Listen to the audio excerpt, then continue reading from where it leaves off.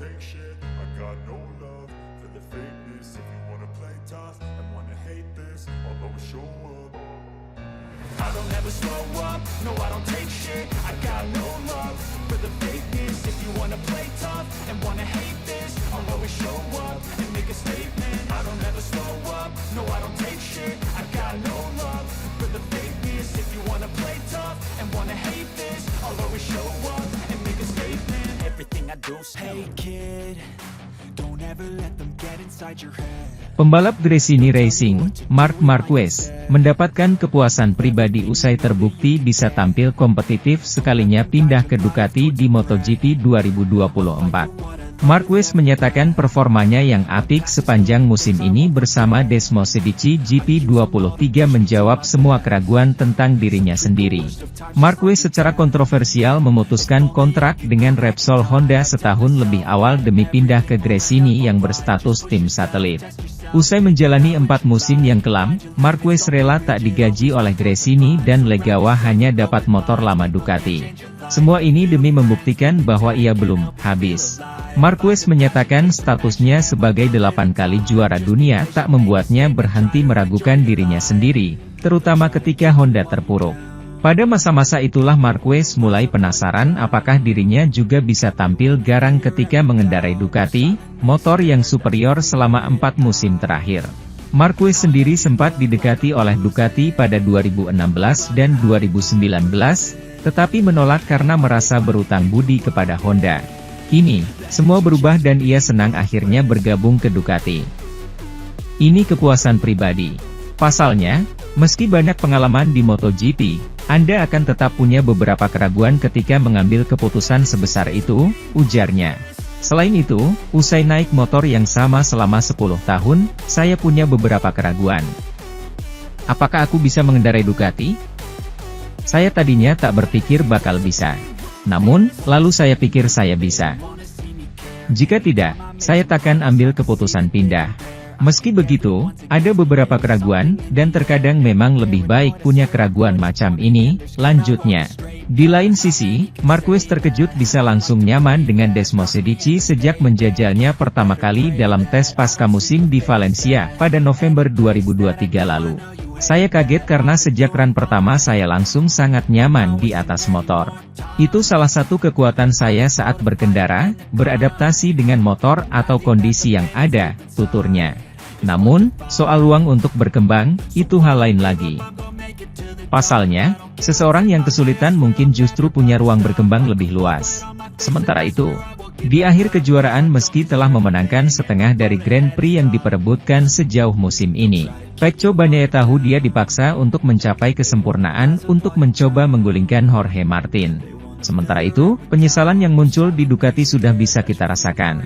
Davide Tardozzi, manajer tim resmi Ducati, mengaku kesal melihat gambaran yang muncul dari kejuaraan yang hanya menyisakan 2 putaran lagi. Pembalapnya, Pecco Bagnaia, muncul sebagai yang paling menang pada tahap musim ini, dengan 9 Grand Prix dimenangkan dari 18 Grand Prix yang diperebutkan, melawan 3 Grand Prix yang diraih Jorge Martin. Perbedaan di antara mereka bertambah pada detailnya, atau hampir. Mereka memiliki jumlah podium yang sama dan masing-masing 6 kemenangan sprint. Di sisi lain, pembalap Spanyol itu lebih sering finish di posisi trio terdepan pada balapan hari Sabtu ini dan ia mencatatkan lebih sedikit skor tanpa gol secara keseluruhan. 2 pada hari Sabtu dan 2 pada hari Minggu, dibandingkan dengan 4 dan 3 skor masing-masing untuk Bagnaia. Cukup untuk menambah selisih 17 poin di antara mereka dari 666 yang telah didistribusikan sejauh ini. Jatuh, terkadang sensasi buruk pada Bagnaia, tetapi juga kesalahan taktis yang sering ditunjukkan oleh pengemudi. Dan baru-baru ini pada hari Sabtu ketika dia finish ketiga dalam sprint yang dia harapkan untuk dimenangkan, itu saja untuk gelar ketiga berturut-turut. Pada akhirnya, jika saya harus mengatakan apa yang sedikit mengganggu saya, Pecco memenangkan separuh balapan dan berada di urutan kedua dalam kejuaraan. Itu adalah sesuatu yang seharusnya membuat kami memikirkan masa depan, baik dia maupun kami, aku Davide. Marc Marquez terjatuh ke tanah saat memperjuangkan kemenangan di GP Thailand, dan setelah terjatuh ia mengambil sepedanya untuk kembali ke lintasan, di mana ia bertabrakan dengan Joan Mir, yang ia lempar keluar lintasan, yang mana ia terkena sanksi.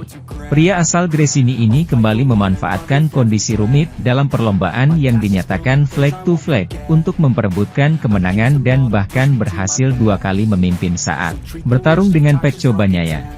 Namun pembalap Spanyol itu tidak sabar dan di pertengahan balapan, ketika dia masih memiliki banyak waktu di depannya, dia melakukan upaya ketiga yang membuatnya terjatuh. Marc Marquez mengangkat motornya dan kembali mengikuti balapan di posisi ke-17, di tengah sekelompok pembalap yang, seperti dia, mengalami kecelakaan.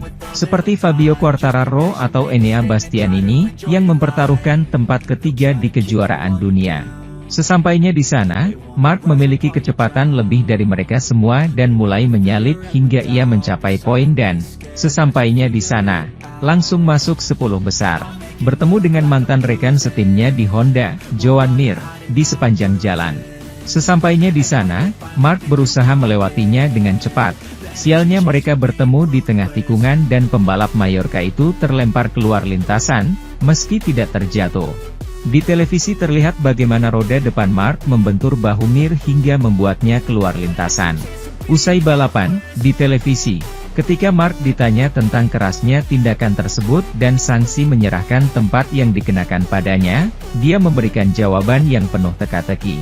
Biarkan dia menjelaskannya, dan itulah yang kami lakukan. Saya memberikan segalanya. Pada hari Sabtu kami kompetitif dalam sprint, saya pikir saya pantas mendapatkan lebih dari 1 poin, keluh Mir. Kami mengalami penurunan performa motor mulai lap 15 atau 16, semua orang melewati saya berjuang di 10 besar dan kehilangan banyak posisi. Ia dengan tulus percaya bahwa kami pantas mendapatkan lebih banyak, namun karena hal-hal di luar diri kami tidak dapat mencapai hasil yang baik. Mengacu pada sentuhan dengan Marquez. Sementara itu, Enea Bastianini menjawab dengan jelas tidak ketika ditanya hari Minggu ini, apakah dia akan membantu Pecco Bagnaia di Malaysia dalam perjuangannya meraih gelar. Di Malaysia saya ingin menang, tambahnya. Jika Ducati mengharapkan sikap dari Enea Bastianini dalam pertarungan Pecco Bagnaia untuk kejuaraan dunia pembalap dengan Jorge Martin, yang juga akan berada di posisi ketiga untuk pembalap Turin tersebut, biarkan mereka melupakannya. Minggu ini, di Grand Prix Thailand, Bastianini jelas difavoritkan untuk menang setelah penampilannya di sprint pada hari Sabtu. Namun hujan menggagalkan rencana pebalap tim resmi Borgo Panigale tersebut, yang terjatuh dan kehilangan banyak tempat di awal dan tanpa bisa kembali, yang membuatnya sudah absen secara matematis dari perebutan gelar. Namun tidak demikian halnya dengan perebutan tempat ketiga Piala Dunia yang saat ini ditempati Marc Marquez dengan 10 poin lebih banyak dari pembalap Italia itu, yang memberikan motivasi ekstra kepada Enea untuk mencoba terus menambah poin dan finish di podium Piala Dunia, posisi yang, secara logis, disertai dengan bonus ekonomi yang menggiurkan. Minggu ini, usai balapan, Enea ditanya langsung apakah di Malaysia, jika situasinya mendukung, dia akan membantu rekan setimnya mencapai tujuannya memenangkan gelar. Tidak, katanya tanpa ragu.